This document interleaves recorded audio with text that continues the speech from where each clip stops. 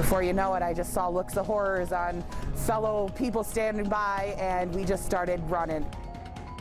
Destruction up and down the Oregon coast as high surf advisory continues for tonight. It is 11 o'clock. Good evening, everyone.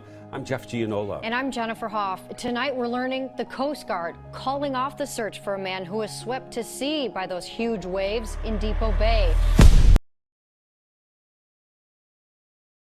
Scientists are sounding the alarm as extreme conditions hit the Oregon coast without warning. Massive, unpredictable waves are battering coastal towns, overwhelming defenses and forecasts alike. Scientists are sounding the alarm with a sense of urgency and mounting dread. What is unfolding along the Oregon coast right now sits far beyond what anyone imagined possible.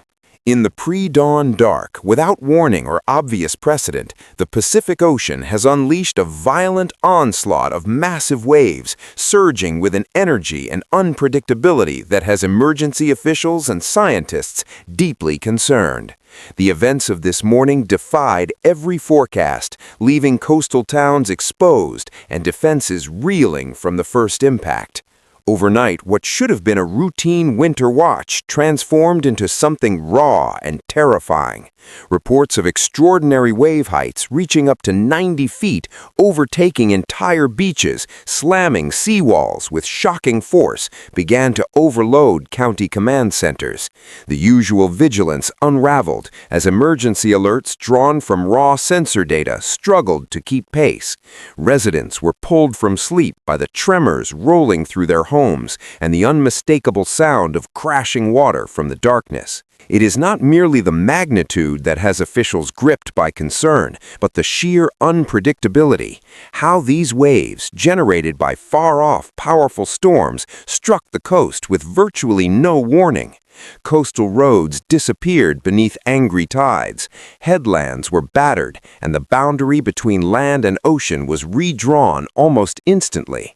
At dawn, first responders used the term coastal reset as nature overturned assumptions at direct, merciless speed. Even seasoned meteorologists and oceanographers used to decoding Pacific tempests admit they've never seen a convergence of such intense oceanic energy and seismic activity combined with unusual atmospheric patterns. Across the coastline, fear is palpable. Residents know the usual cues, but on this day, instincts signal that something is fundamentally different, a new chapter of risk and destruction underway. But the danger is not confined to what's visible. What is unfolding along Oregon's shore is only the visible front. Beneath, the ocean's turmoil is triggering deeper threats. As the waves crash ashore, scientists detect unusual activity on the ocean floor. A tremor strong enough to rattle kitchen cabinets and set wind chimes trembling hints at hidden forces in motion below. Emergency officials are warning what began as an onslaught of water may now be evolving, shifting the very ground beneath the coastline and threatening everything built atop it. Each new surge blurs the line between natural disaster and geological upheaval. How did this happen? Why did the ocean so suddenly and forcefully defy projections? And what combination of forces is driving these events into unknown territory? Scientists warn that a rare and severe combination is at play. Unusually intense Pacific storms, abnormal offshore seismic disturbances, and an atmosphere marked with instability have all converged to put Oregon at the epicenter of coastal upheaval. As the first light exposes the devastation, one question grows louder than the roar of surf.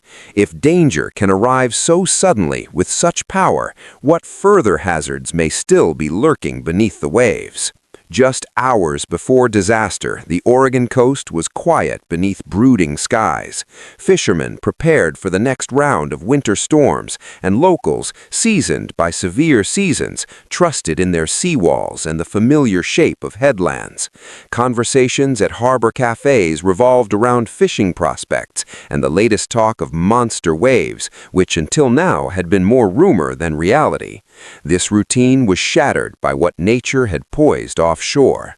As evening fell, scientists at the Pacific Northwest Seismic Research Center began to note troubling signals. Ocean sensors miles offshore relayed erratic pulses, seismic tremors beneath the rising hum of an intensifying Pacific storm system. The data did not fit known patterns. The signs blurred together, wind-driven wave energy overlaid with seismic ripples, more typical of undersea quakes. Concern grew among the researchers. Dr. Marcus Holloway's team flagged their readings as unprecedented convergence, a warning to those who understand the coast's volatile history. The unnerving question hung in the air. Could the merging of a deepening storm and sudden tectonic activity create a feedback capable of supercharging waves? Data pointed toward that possibility. Onshore, officials began issuing watch advisories, hesitant to trigger evacuations. The horizon remained deceptively still, but the numbers rolling in from buoys raised clear alarms. No historic pattern, no storm catalog could fully explain the collision of atmospheric and seismic forces occurring offshore. As midnight approached, animal behavior changed. Dogs barked at the surf, seabirds gathered inland. Locals well attuned to nature felt a growing unease, a hum beneath the ground, an unnatural charge in the night air. Most would not grasp what these signs meant until it was nearly too late. Subscribe now and stay informed on breaking developments affecting coastal safety, seismic risk, and disaster response. Be ready for the future, not the past. Official records mark the disaster as striking before dawn. In truth, however, it began in the restless hours of morning as the first surges advanced unseen beneath the cover of darkness. At exactly 4:17 a.m., a single wave close to 90 feet high was recorded moving toward the shore near Newport, a wall of water illuminated only by the moonlight, progressing with chilling force. In moments, the ocean pushed hundreds of yards inland, erasing dunes, flooding roads, and toppling parking lots. The violence astonished even veteran observers. Eyewitnesses likened the impact to an explosion. Houses shook, windows blew out, seawalls fractured. In Yachats, long stretches of shoreline vanished underwater, and debris, vehicles flipped, cabins dragged off their foundations. On the headlands, the resonance of the waves seemed to shake the earth itself. The first emergency calls quickly overwhelmed dispatchers. "The waves keep coming," reported one caller from Florence. "Roads are gone. It's like the ocean is erasing the land." In Depew Bay, the boardwalk was torn apart. Lifeguards and responders, trapped between surging water and collapsing ground, rushed to account for missing residents as more waves battered the coast. Even more unsettling for officials was the silence that preceded the disaster. There was no clear warning. The ocean, typically foreshadowing its fury with plummeting barometers and roaring winds, struck without the usual signs. Standard cues for evacuation, rising tides, bent trees, lashing gales were missing. The blow landed suddenly, well outside the boundaries believed possible. By dawn, the scope was clear. This was not just a severe winter storm, but a catastrophic convergence, a rare Pacific storm energy amplified by seismic unrest offshore. Oregon's treasured coastline from Brookings to Astoria was ground zero for an event that Dr. Marcus Holloway himself said should not have been possible, but now redefines the limits of what we expect here. Again and again the question arises, how could the ocean turn so violent, driven by forces greater than wind and water alone? As news helicopters circled ruined highways and waterlogged neighborhoods, the story forming among data analysts and researchers deepened the puzzle. The event was not only about wind or tides, but the outcome of rarely seen cooperation between atmosphere and tectonics, felt in every home left in silence after the first wave. Two principal forces drove the event: an explosive winter storm system in the open Pacific and renewed seismic activity on the ocean floor. In the days prior, sensors picked up an accelerating vibration under the sea, like a distant drumbeat, now understood as a warning of instability along regional fault lines. Marine researchers traced tremors strong enough to rattle windows and set glass vibrating, felt by communities up and down the coast. At the Cascadia Oceanic Institute, Dr. Abigail Renard's team worked to connect these threads. We've seen big waves and tremors before, but never together and never amplified on this scale, she reported early in the aftermath. Her team traced the roots: a sudden atmospheric pressure drop over the Pacific, timed with the seismic activity, sparked what oceanographers call a compound surge, a phenomenon that multiplies the destructive capacity of waves, surging heights and speeds beyond standard models. The implications were alarming. The offshore winter storm locked with warm, unstable air, propelled long-traveling swell trains, waves crossing ocean depths only to increase in size. When these encountered seismic disturbances near Oregon's undersea faults, the result was devastating. Unexpectedly powerful waves overwhelming every planned barrier and warning system. Offshore, automated buoys tried to relay information, but as Dr. Renard pointed out, the window between detection and disaster had shrunk to mere minutes. Normally, our systems can see the risk develop. Today, the events outpaced even our fastest alerts. By the time the warnings went out, the damage was done. For coastal Oregon, the event posed the biggest test yet, not only to budget and infrastructure, but to the scientific assumptions regarding the region's vulnerability. As the day unfolded with scientists unraveling the data in real time, the consensus was clear. This disaster, while technically possible, was almost beyond rare probability. What allowed it to occur at such scale, with tremors still faintly registering at sea? Could greater threats still loom? The devastation reached far beyond battered neighborhoods and cracked seawalls. With every tide, land itself faltered. At Gearhart, a stretch of dunes became a ragged lagoon by midday, salt water pouring through broken barriers, roots laid bare as homes hung perilously close. Officials in Tillamook reported parts of the coast highway collapsed into churning surf, waves gouging new inlets before onlookers' eyes. Warnings escalated with each high tide. Emergency crews struggled to keep pace. Villages cut off, lifeboats ferrying stranded families from flooded second stories, familiar streets unrecognizable under waves and trash. A less visible danger emerged below ground along vulnerable bluffs. Dr. Victor Jang and local geologists recorded subtle, persistent ground movements. Areas battered by waves started to slip, incremental but detectable. Once latent tremor signatures surfaced as shifting landforms. "We're not just fighting water," explained Dr. Jang. "The coastline itself is moving. Erosion, hastened by the seismic episode, advances faster than anyone planned." The immediate crisis was overwhelming flooding, but the lasting threat may be the hidden disaster beneath, subsiding earth and creeping landslides destined to trouble these areas for months. In Arch Cape, cliffside homes that stood for generations lost entire gardens overnight. In Gold Beach, neighborhoods evacuated for both flooding and the risk of landsliding to sea after any fresh tremor. Above the battered coast, other disasters compounded. Power failures as water invaded substations, weakened towers losing signal, floodwaters isolating entire towns. In command centers, the term compound hazard event replaced any illusions of reassurance. Water, earth, and wind joined in ways too complex for the usual response, forcing evacuations farther inland than ever anticipated. As day faded to night, a deeper anxiety crept in. If the Pacific can orchestrate this convergence once, what might another season bring? Are isolated disasters now a thing of the past, replaced by risks that interact, amplify, and sidestep familiar patterns?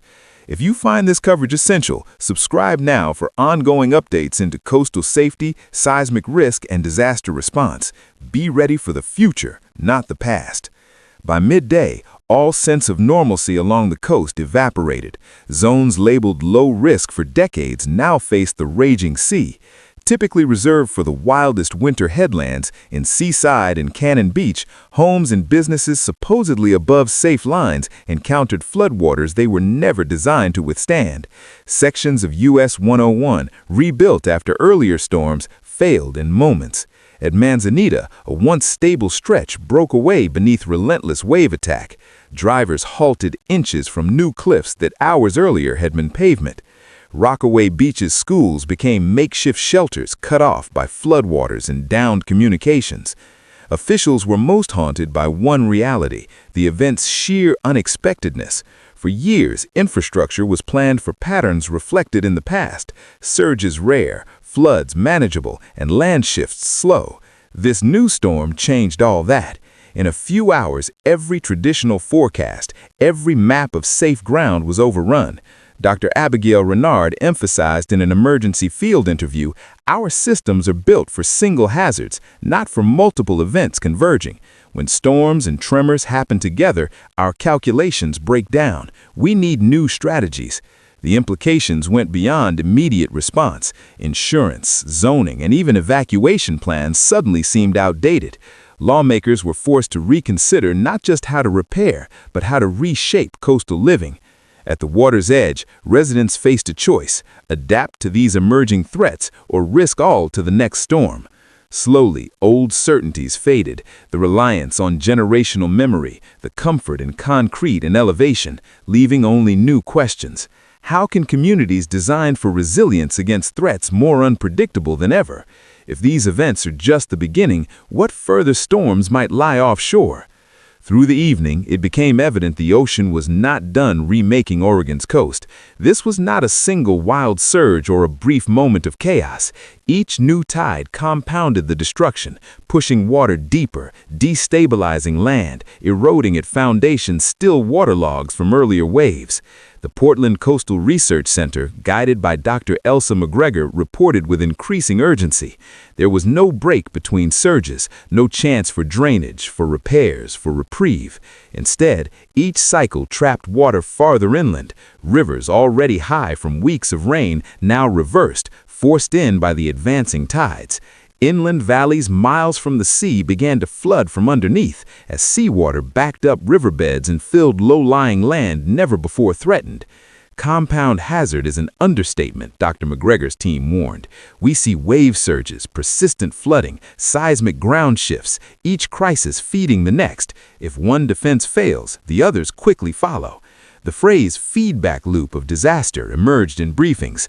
Wet hillsides began to crack and slip, battered by rain above and invaded by salt water below. Even inland towns prepared for evacuation as rising waters overtook familiar drainage. Night closed on a coastline transformed. Satellite images showed the reality. Washed-out highways, reshaped estuaries, drowned forests. Search crews cautioned that entire neighborhoods might remain cut off for days. And with tremors still occasionally shaking the ground, there was no assurance the worst was over.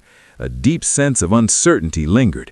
If forces this rare can collide once, could it mark the start of a new era where ocean, weather, and geology entwine in unpredictable ways?